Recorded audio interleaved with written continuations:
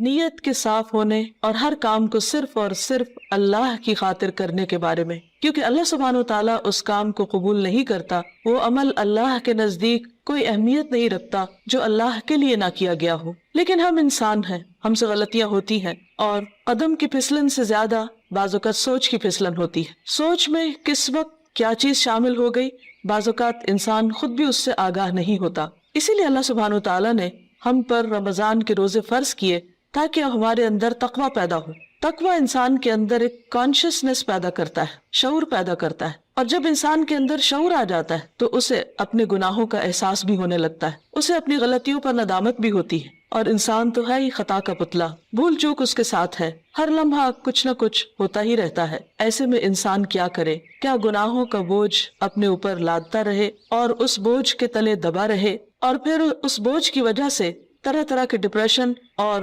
غم اور دکھ کا شکار رہے؟ نہیں، اللہ رب العزت واسع المغفرہ ہے، غفور الرحیم ہے، وہ اپنے بندوں کے گناہوں کو معاف کرتا ہے۔ رمضان کا مہینہ اس اعتبار سے ایک بہترین موقع ہے کہ ہم سب اپنے رب کی طرف رجوع کریں، انفرادی طور پر بھی اور اجتماعی طور پر بھی، اور اپنے گناہوں کی معافی مانگے۔ اللہ تعالیٰ کا وعدہ ہے کہ جو شخص سچے دل سے گناہوں کی معافی مانگے گا، اللہ تعالیٰ اس کو ضرور معاف کر دے گا، اور اللہ تعالیٰ کو معاف کرنے میں کچھ مشکل نہیں۔ قرآن مجید میں اللہ تعالیٰ فرماتے ہیں، قُلْ يَا عِبَادِيَ الَّذِينَ أَسْرَفُوا عَلَىٰ أَنفُسِهِمْ لَا تَقْنَطُوا مِن رَحْمَةِ اللَّهِ إِنَّ اللَّهَ يَغْفِرُ الذُّنُوبَ جَمِيعًا۔ آپ کہہ دیجئے کہ اے میرے بندو جنہوں نے اپنی جانوں پر زیادتی کی ہے، جنہوں نے خود پر ظلم کیا ہے، لا تقنطوا من رحمت اللہ، اللہ کی رحمت سے مایوس نہ ہو جاؤ، بے شک اللہ سارے گناہ معاف کر سکتا ہے۔ اللہ تعالیٰ کے لیے کچھ بھی مشکل نہیں۔ ضرورت اس بات کی ہے کہ بندہ سچے دل کے ساتھ، پورے اخلاص کے ساتھ اللہ تعالیٰ کی طرف رجوع کرے۔ ویسے تو رمضان بذات خود گناہوں کے کفارہ کا ذریعہ ہے۔ حدیث میں آتا ہے، نبی صلی اللہ علیہ وسلم نے فرمایا، وَرَمَضَانُ إِلَى رَمَضَانَ مُكَفِّرَاتٌ مَا بَيْنَهُنَّ إِذَا اجْتُنِبَتِ الْكَبَائِرُ۔ ایک رمضان دوسرے رمضان تک اپنے درمیان ہونے والے گناہوں کو مٹا دیتا ہے جبکہ کبیرہ گناہوں سے اجتناب کیا جائے۔ اسی طرح جب انسان ایمان اور احتساب کے ساتھ روزہ رکھتا ہے، وہ بھی اس کے گناہوں کی بخشش کا ذریعہ بنتا ہے، راتوں کا قیام بھی بخشش کا ذریعہ بنتا ہے۔ لیکن اس کے ساتھ ساتھ انسان کو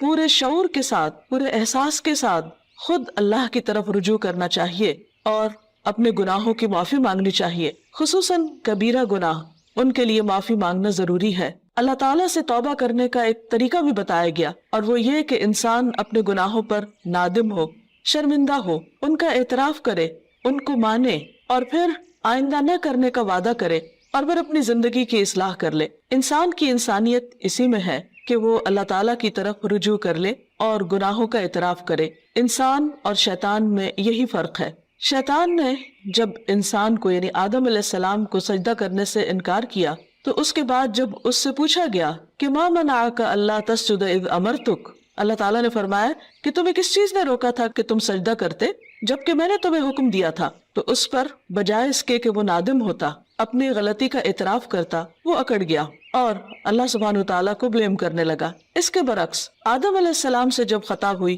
اور وہ بھول کر جنت کا وہ پھل کھا بیٹھے جس کے کھانے سے ان کو روکا گیا تھا، تو جب انہیں اپنی اس بات کا احساس ہوا کہ انہوں نے درست نہیں کیا اور ان سے جنت کا لباس اتروا لیا گیا، تو وہ فوراً اپنے رب کی طرف پلٹے اور انہوں نے اعتراف کیا اور دعا کی، ربنا ظلمنا انفسنا وان لم تغفر لنا وترحمنا لنکونن من الخاسرین، کہ اے ہمارے رب، ہم نے اپنی جانوں پر ظلم کیا اور اگر تو نے ہمیں معاف نہ کیا اور ہم پر رحم نہ کیا تو ہم ضرور نقصان اٹھانے والے ہو جائیں گے۔ گویا انسان غلطی تو کرتا ہے، لیکن اگر وہ رب کی طرف پلٹتا نہیں اور رب اس پر رحمت نہیں فرماتا تو پھر انسان کا کوئی ٹھکانہ نہیں۔ روزے کی حالت میں انسان کو اپنے آپ کا جائزہ لینے کا موقع ملتا ہے، کیونکہ بہت سی مصروفیات اور مشغولیات سے، خصوصاً کھانے پینے کی مشغولیت سے فراغت پانے کے بعد جب روزے کی حالت میں، بھوک کی حالت میں اس کو اپنا محاسبہ اور اپنا جائزہ لینے کا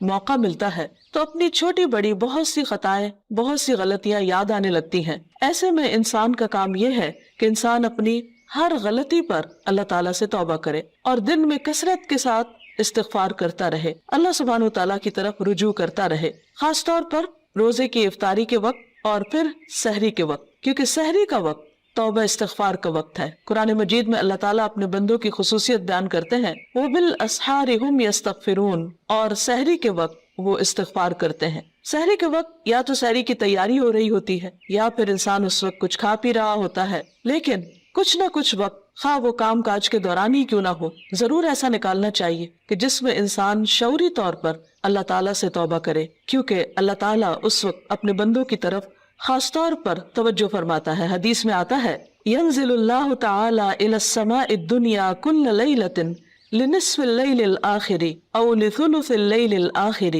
فيقول من ذا الذي يدعوني فأستجيب له من ذا الذي يسألني فأعطيه من ذا الذي يستغفرني فأغفر له حتى يطلع الفجر۔ اللہ تعالیٰ ہر رات کو آدھی رات یا ایک تہائی رات کے آخری حصے میں آسمان دنیا پر نزول فرماتے ہیں اور ارشاد فرماتے ہیں کہ کون ہے جو مجھ سے دعا مانگے اور میں اس کی دعا قبول کروں، کوئی ہے جو مجھ سے سوال کرے کہ میں اسے عطا کروں، کون ہے جو مجھ سے استغفار طلب کرے اور میں اسے بخش دوں، یہاں تک کہ فجر طلوع ہو جاتی ہے۔ یعنی اس وقت خاص طور پر اللہ تعالیٰ اپنے بندے کی طرف متوجہ ہو کر اس کو پکارتا ہے کہ تم غلطی کرنے کے بعد میری طرف لوٹ آؤ۔ رمضان ایک مبارک موقع ہے کہ جس میں انسان سحری کے وقت اٹھ ہی جاتا ہے، تو اس وقت اللہ سبحانہ وتعالیٰ کی اس پکار پر لبیک کہتے ہوئے اپنے گناہوں کی معافی مانگنی چاہیے اور اس کی طرف رجوع کرنا چاہیے، کیونکہ وَمَن يَغْفِرُ الذُّنُوبَ إِلَّا اللَّهُ، کون ہے جو گناہوں کی بخشش کرے سوائے اللہ کے۔ ہم میں سے کون ہے جو یہ دعویٰ کرے کہ اس سے کبھی کوئی غلطی نہیں ہوئی یا اس نے کوئی گناہ نہیں کیا؟ ہم سب خطا کار انسان ہیں اور ہم سے غلطیاں ہوتی ہیں، لیکن غلطی پر توبہ کرنا اور غلطی پر شرمندہ ہونا انسان کی فطرت میں ہے۔ اگر انسان اس فطرت کو مسخ نہ کر دے تو جو ہی کوئی گناہ ہوتا ہے انسان کا ضمیر فوراً ہی اسے آگاہ کرتا ہے کہ تم سے غلطی ہوئی ہے اور انسان اپنے رب کی طرف پلٹنا چاہتا ہے، لیکن بعض اوقات انسان کا نفس اس کو دھوکہ بھی دے جاتا ہے اور بجائے اس کے کہ انسان غلطی کا اعتراف کرے، انسان اپنی غلطی پہ پردہ ڈالنے لگتا ہے، اس کو جسٹیفائی کرنے لگتا ہے اور پھر غلطی پہ غلطی کیے چلے جاتا ہے۔ کیونکہ ہوتا یہ ہے کہ جب انسان ایک گناہ کر لیتا ہے، اللہ کی ایک حرمت کو پامال کرتا ہے، اللہ تعالیٰ کی ایک نافرمانی کرتا ہے، تو پھر اس کے بعد اس کی جھجک ختم ہو جاتی، اس کی حیا ختم ہو جاتی، پھر وہ دوسرے گناہ کے لیے دلیر ہو جاتا ہے اور پھر گناہوں کا سلسلہ چل پڑتا ہے۔ اور اگر انسان توبہ نہیں کرتا تو وہ ایک سیاہ نقطہ جو دل پر لگتا ہے ایک گناہ کی وجہ سے، وہ نقطہ پھیلنے لگتا ہے حتیٰ کہ گناہوں کے ساتھ پورا دل سیاہ ہو جاتا ہے اور پھر انسان کے اندر سے احساس بھی ختم ہو جاتا ہے۔ اس کے باوجود انسان کو مایوس نہیں ہونا چاہیے۔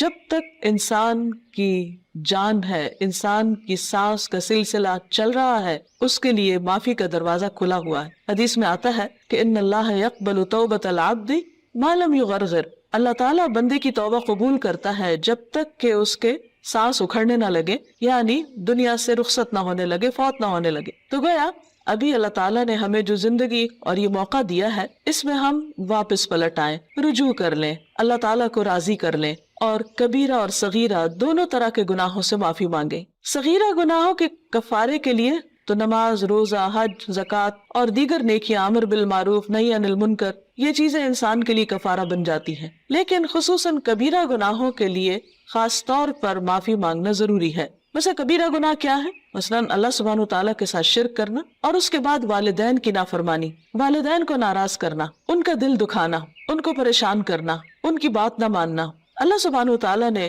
ایک نہیں کئی بار اپنے حق کے بعد انسانوں میں سے سب سے پہلا حق جس کا بتایا وہ والدین ہے، اور اللہ تعالیٰ کی رضامندی والد کی رضامندی میں ہے اور اللہ تعالیٰ کی ناراضگی والدین کی ناراضگی میں ہے۔ والدین کو ناراض کرنا کبیرہ گناہ ہے، اور اگر انسان کی وفات اس حال میں ہو جاتی تو اس وقت تک معافی نہیں ہوگی جب تک کہ والدین معاف نہ کر دیں۔ حقوق و لباد کے سلسلے میں جو بھی حق تلفی ہوتی، خواہ والدین کی نافرمانی یا کسی اور کی، یہ بات یاد رہے کہ انسان کو اس وقت صرف اللہ تعالیٰ سے ہی نہیں بندوں سے بھی معافی مانگنی ہوگی، یعنی بندوں کو بھی راضی کرنا ہوگا۔ والدین کے بعد باقی رشتہ دار، دوست احباب اور انسانوں میں سے کسی انسان پر بھی اگر کوئی ظلم یا زیادتی ہوئی ہو تو اس کے لیے توبہ استغفار اور اس کے ساتھ ساتھ اس بندے سے معافی مانگنا بھی ضروری ہے۔ اسی طرح زبان کے بہت سے گناہ کبیرہ گناہ ہیں، مثلاً جھوٹ بولنا۔ اسی طرح غیبت، اور غیبت کیا ہے؟ کسی مسلمان بھائی کی پیٹھ پیچھے اس کی برائی کرنا، کسی پہ جھوٹا الزام لگانا، کسی کو تانا دینا، کسی کے بارے میں بدگمانی کرنا، کسی کا مذاق اڑانا، نقلیں اتارنا، یہ سب دوسروں کا دل توڑنے والی باتیں، یہ تہذیب کے دائرے سے نکلی ہوئی حرکتیں، اور ہمارا دین ان چیزوں کی قطعاً ہمیں اجازت نہیں دیتا۔ کسی کے ساتھ اختلاف کا ہو جانا، کسی کی بات کو ناپسند کرنا، یہ ہر انسان کا حق ہے، لیکن یہ سب کچھ دلیل کی بنا پر ہونا چاہیے، محض جذبات کی بنا پر نہیں، کہ ہم اگر کسی سے اختلاف کرتے ہیں تو پھر ہم اپنے لیے اس بات کو جائز کر لیں کہ جیسے چاہیں پھر اس کے ساتھ معاملہ کریں، یا جیسے چاہیں اس پر الزام تراشی کریں، اور پھر اس کے بعد خود کو سچا ثابت کر کے یا اپنے آپ کو مطمئن کر لیں، تو یہ بات جائز نہ ہوگی، یہ کافی نہ ہوگی۔ انسان کے لیے خود اس کا سب سے بڑا دشمن اس کا اپنا نفس ہے، اور انسان بعض اوقات باہر کے دشمن کو پہچان لیتا ہے لیکن اندر کے دشمن کو نہیں پہچانتا، جب وہ انسان کو غلطی پر تھپکیاں دے کر سلا دیتا ہے، یا اس کو مطمئن کر دیتا ہے، یا پھر اسے صرف دوسروں کے عیب دکھاتا رہتا ہے اور اپنے عیب بھلوا دیتا ہے۔ اس لیے بہت ضروری ہے کہ ہم ان تمام گناہوں، خواہ وہ جسم سے تعلق رکھتے ہوں، خواہ وہ دل سے تعلق رکھتے ہوں، خواہ وہ زبان سے تعلق رکھتے ہوں، ان تمام گناہوں پر نمبر 1 شرمندگی کا اظہار کریں، نمبر 2 ان کا اعتراف کریں، نمبر 3 آئندہ نہ کرنے کا وعدہ کریں، اور نمبر 4 اللہ رب العزت سے دعا کریں کہ وہ ان گناہوں کو ڈھانپ دے، ان کو ہمارے نامہ اعمال سے مٹا دے، اور ہماری توبہ کی وجہ سے ان گناہوں کو بھی ہماری نیکیوں میں بدل دے، کیونکہ اللہ تعالیٰ کے لیے کچھ بھی مشکل نہیں۔ قرآن مجید میں آتا ہے وَهُوَ الَّذِي يَقْبَلُ التَّوْبَةَ عَنْ عِبَادِهِ،